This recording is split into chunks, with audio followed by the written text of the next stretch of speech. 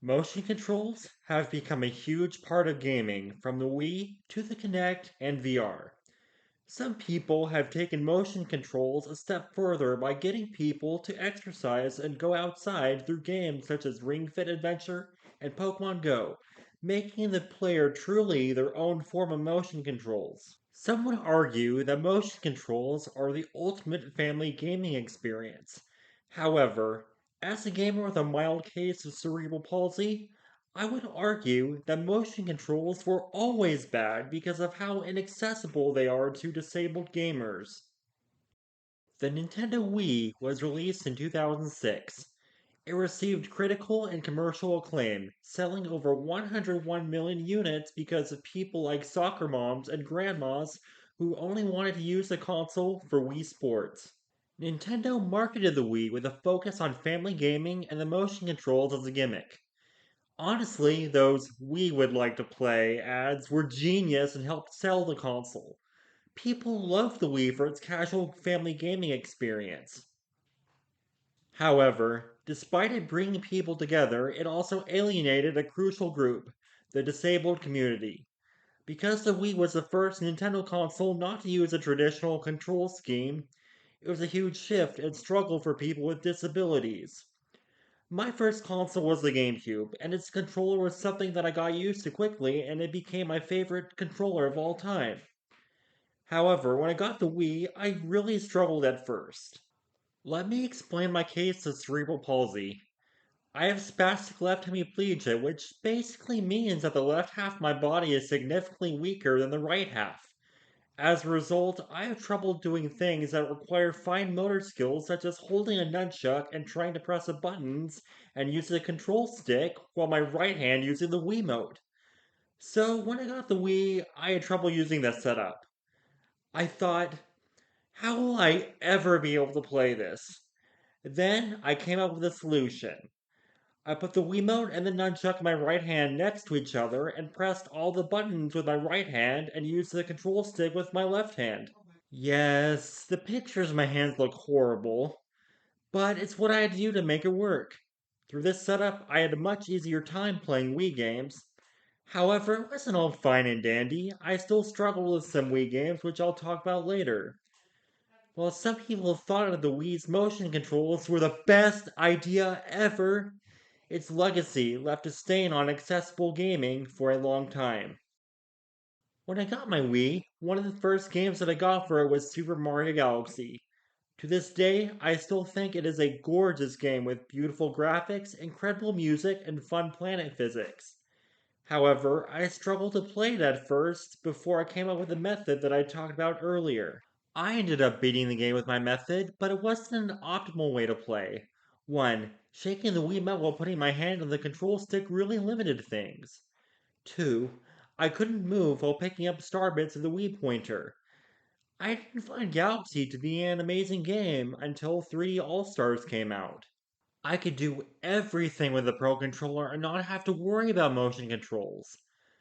Thanks to the new controls, I had an absolute blast with Galaxy, and 3D All Stars was worth the $60 for a more accessible Galaxy alone.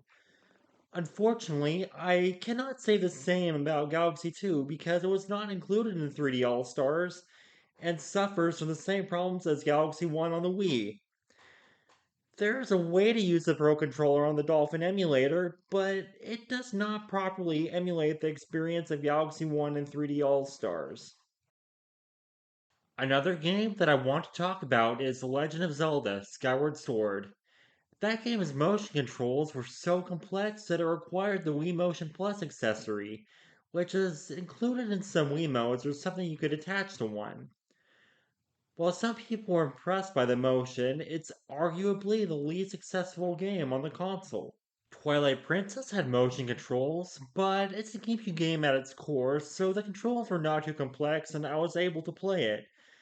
Skyward Sword, on the other hand, had such complex controls that I was not able to beat the game on my own. I could explore, use items, and do basic fights, but I could not do any of the boss fights on my own. The main reason? It was how I held the Wiimote and Nunchuck. My solution did not work with this game. To use your shield, you have to shake the nunchuck, and to do a stamina attack with your sword, you have to shake the Wiimote. My solution either puts up the shield or uses the sword because both were in my right hand, so I had to shake both at the same time.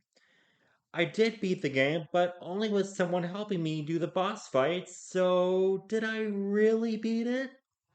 When Skyward Sword HD was announced for the Switch, I was skeptical of how the game would work. You could do everything with a Pro Controller, including all of the complex motions. That makes the game infinitely more accessible.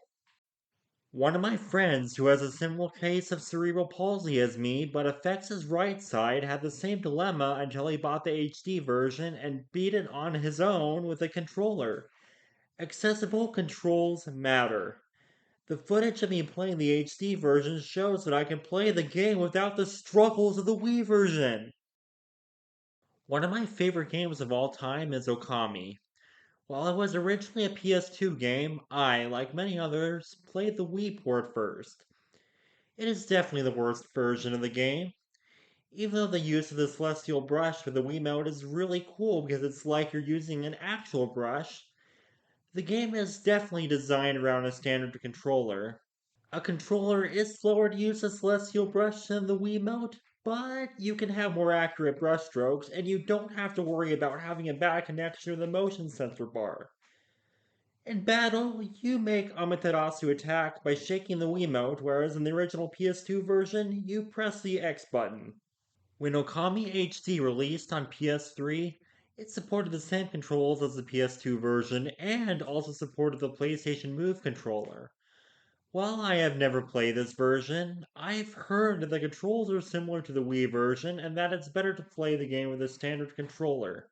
Although, the Wii version does have its impact because of the PS3 and the use of the Joy-Cons of the Nintendo Switch and the touchscreen to emulate the motion controls.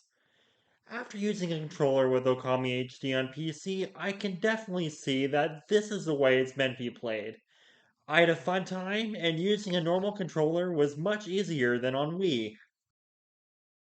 Now I'd like to talk about the Sonic Riders series. All I'll say about the first game is that it is perfect the way it is, and you should play it. The problems are with its sequels, Zero Gravity and Free Riders.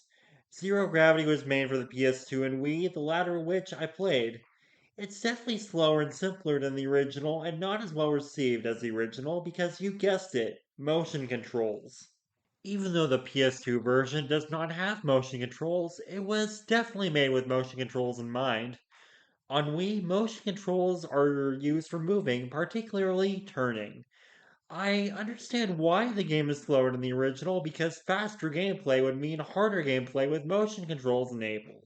Reviewers criticized Zero Gravity's motion controls. The GameCube controller was an option, but only on original Wii models, and using it only made the game slightly better. Despite this criticism, Sega decided to make Sonic Free Riders exclusively for the Xbox 360's Kinect as a launch title. You could not use a traditional controller at all, preventing people with disabilities from playing the game. I wish I could have played this game back in the day, but I can't exactly jump, use both my arms, and balance for long periods of time. The game received negative reviews, unsurprisingly, due to its Kinect exclusivity and motion controls, with many people calling it the worst Sonic game ever made. Even able bodied players had trouble playing the game. Despite people complaining about the motion controls, Sega never patched in a controller option.